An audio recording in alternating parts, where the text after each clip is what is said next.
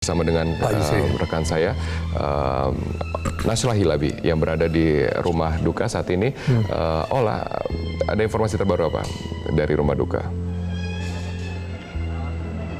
Iya, Robert, saya di sini sudah bersama mantan Ketua MK Mahfud MD yang juga kita sama-sama tahu di sini memiliki kedekatan yang sangat erat dengan Presiden Republik Indonesia ketiga B.J. Habibie. Pak, kalau boleh dijabarkan apa saja kenangan yang selama ini sudah terjalin? Ada beberapa kata kunci ya yang ingin saya lontarkan hari ini. Pertama, ada istilah nilai tambah. Beliau selalu bicara nilai tambah. Karena apa? Beliau ingin masyarakat Indonesia cerdas, produktif, dengan skill yang tinggi. Sehingga barang-barang sumber daya alam yang luar biasa kita miliki ini bisa diolah dengan baik karena nilai tambah yang dilakukan manusia. Yang kedua, Iptek dan Imtak. Beliau yang mempopulerkan istilah ilmu pengetahuan dan teknologi itu harus dikembangkan bersama iman dan takwa. Karena ilmu pengetahuan dan teknologi yang tanpa iman dan takwa itu bisa membahayakan bagi kehidupan manusia. Sehingga istilah Iptek, Imtak itu masuk di dalam konstitusi kita. Lalu yang ketiga ada julukan masyarakat terhadap Pak Habibie itu, ini orang yang berotak Jerman, berhati Makkah. Kamu belum lahir waktu itu.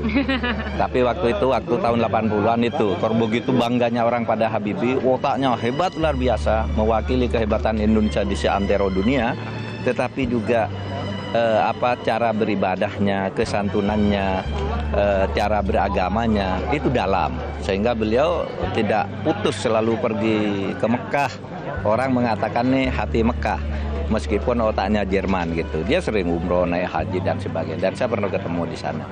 Itu aja. Jadi kalau tidak Pak, satu kisah yang betul-betul terkenang, apalagi ketika Bapak kemarin mendengar beliau berpulang kembali ke Yang Maha Kuasa, yang betul-betul membekas di enggak ada yang spesifik. Seluruh yang dilakukan oleh Pak Habibie itu sangat mengesankan, terutama ketika beliau mau mengorbankan dirinya, mengorbankan hak-haknya yang sebenarnya sangat luar biasa di bidang politik misalnya. Anda tahu pada tanggal 21 Mei Pak Harto 98, Pak Harto itu lengser.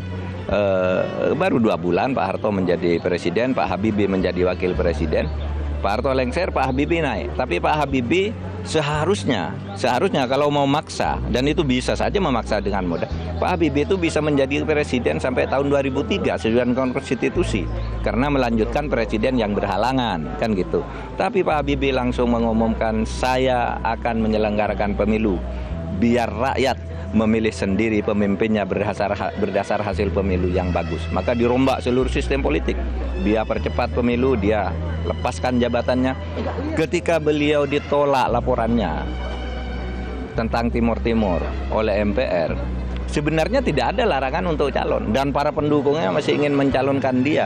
Dan dia kalau mau masih sangat besar peluang untuk menang. Tapi beliau dengan satria mengatakan dala. Kan MPR sudah menolak laporan saya. Gitu aja. Pak, terkait dengan kepedulian Pak Habibie terhadap perkembangan SDM, apa yang bisa kita sama-sama lakukan saat ini?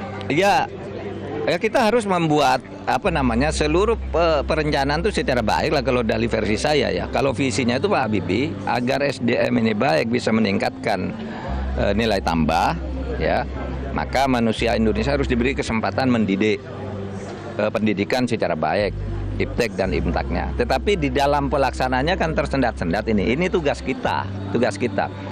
Misalnya banyaknya hambatan-hambatan birokratis, hambatan politis,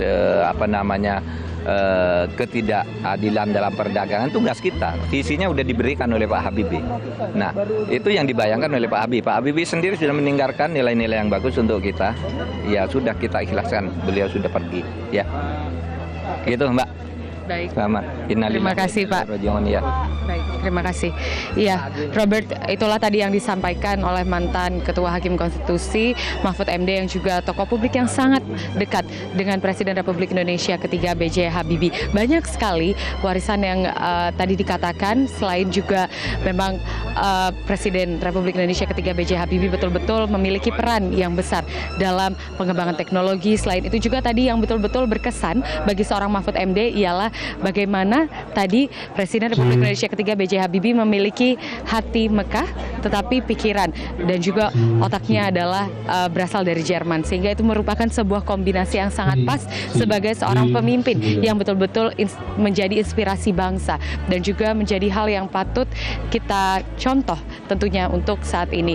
Dan juga tadi dikatakan bahwa terkait dengan pengembangan SDM, visi dan misi Pak Habibie sudah cukup jelas bahwa selama ini kiprahnya sangat ingin memajukan pendidikan dan juga selain itu perannya yang besar sebelumnya saat menjabat sebagai Presiden Republik Indonesia yang ketiga memiliki buah pikiran yang bisa ditularkan tentunya dalam kehidupan bermasyarakat di Indonesia. Dan Robert, di sini kita masih memantau banyak sekali tokoh publik yang hadir dan kondisi saat ini kami masih menunggu sampai waktunya upacara penyerahan jenazah yang akan dilakukan oleh pihak keluarga untuk diserahkan langsung kepada negara. Kami masih akan memantau langsung di sini dari kediaman B.J. Habibie Patra Kuningan. Robert, kembali ke Anda di studio.